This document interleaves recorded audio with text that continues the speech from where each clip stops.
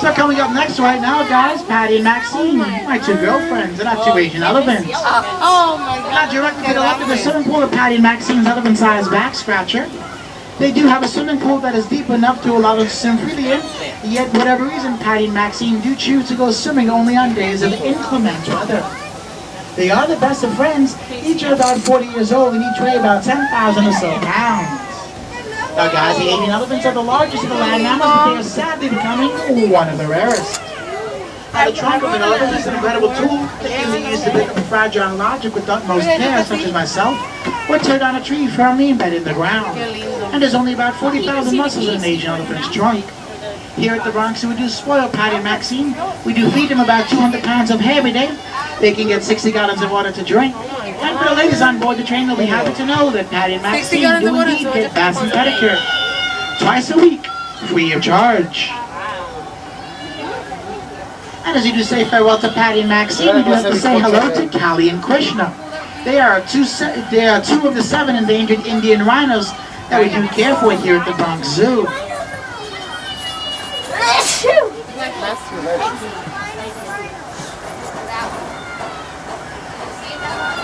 Now, in all likelihood, Callie and Krishna are going to be off in their mud wallet, so we're going to be speeding up right now and catching up to them in a couple of moments.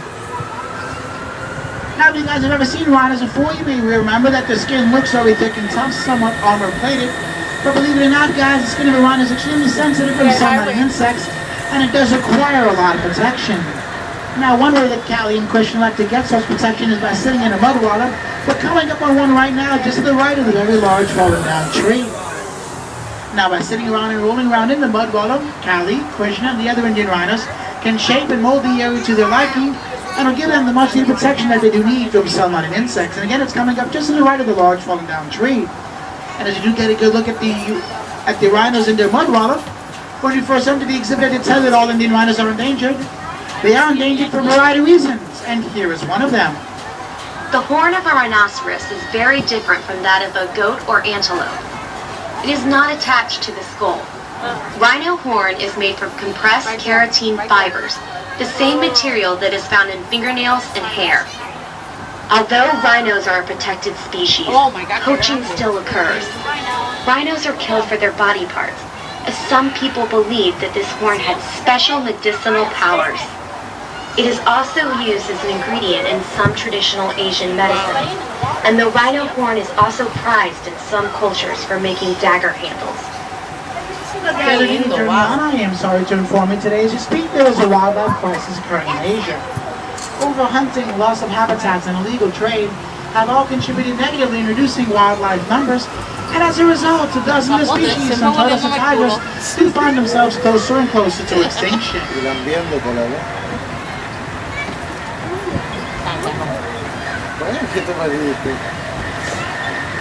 Alright guys, in a couple of moments we are going to be entering our next field. We do have a handful more of our dear friends.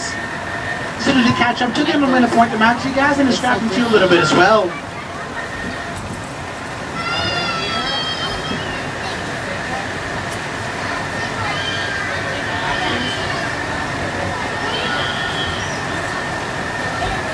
A lot of space here. I don't know how big you might be able to see for those of you who have some of our promotion Siki deer.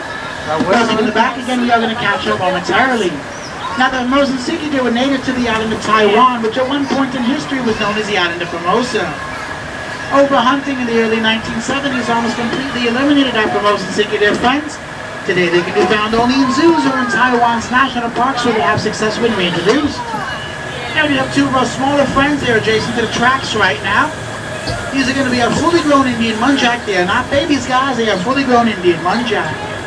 Now, the Indian muntjac are also referred to as barking deer because of the bark-like sounds that they do make when they sense a predator. Oh, way out there. We do have two of our larger friends to pay a visit to, the nilgai antelope and the sandbar deer. Now, the sandbar deer are going to be adjacent to the fence coming up right here. Males can stand 5 feet tall at the shoulder, and they do weigh about 650 pounds. We're also going to keep our eyes peeled for the nilgai antelope, but as we do have spotted some of our smaller friends right here, the hog deer. Now the hog deer do get their name because like a hog, they are short, somewhat heavy set, and they do tend to duck under things rather than leaping over them the way most of our deer friends have to do. Getting another good look at some of our sandbar deer coming up right here. Some of our sandbar deer and the hog deer, as well as one of our Indian muntjac. Probably didn't get a better view of the Indian muntjac right here. In front of a small rock right here. With the most Ziki deer off on the backhand side of the exhibit, and another hog deer directly in front of the log right here. I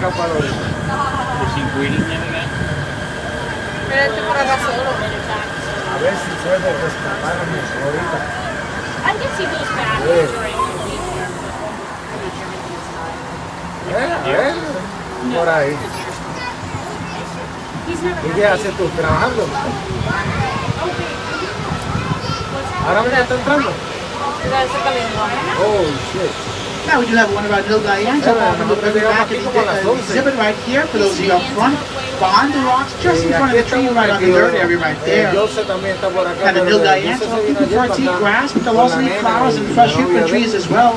And they are known to stand on their hind legs about as high as possible. Now one of the main differences between deer species and antelope species is that male deer have antlers, and male antelope have horns, or most of them I should say have antlers and horns. However, the females lack both of these. Now in a couple of moments, guys, y'all going to be making a second crossing back over the Bronx River, and this will be the highest point of the journey today. We're going to be roughly 35 feet over the Bronx River. But now, you guys can learn more about the Bronx River and its wildlife by paying a visit to the Mitsubishi River Walk. That's not that. That's not that.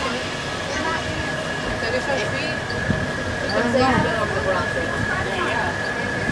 You can learn more about the Bronx River and its wildlife by paying a visit to our Mitsubishi River Walk, again located along the edge of parking area B. Mira, más elefante allá abajo. Más elefante. Oh, this is where we were passing? Oh no, we weren't. Oh, Cristo, me meo. Take a picture.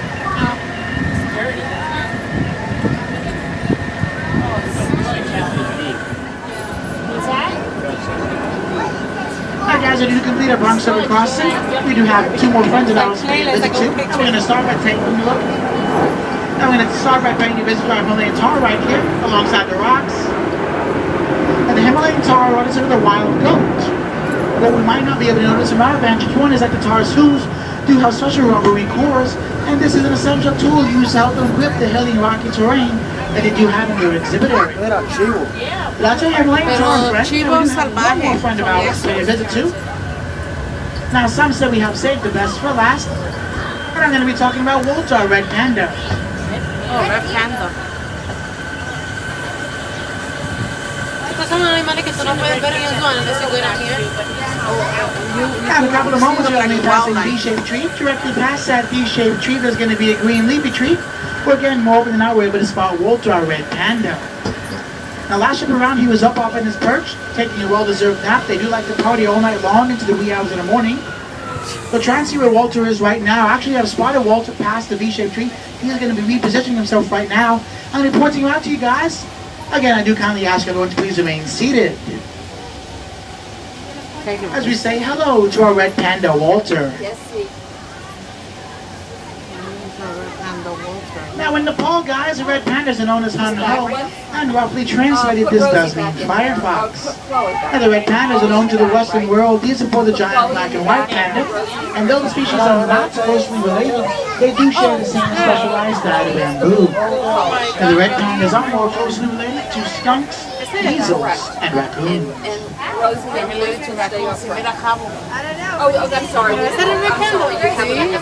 guys, as we do make this 45 right-hand turn, I am sharp to say that our journey is always at an end. And we do have a train directly in front of us that is loading up its passengers at a platform station.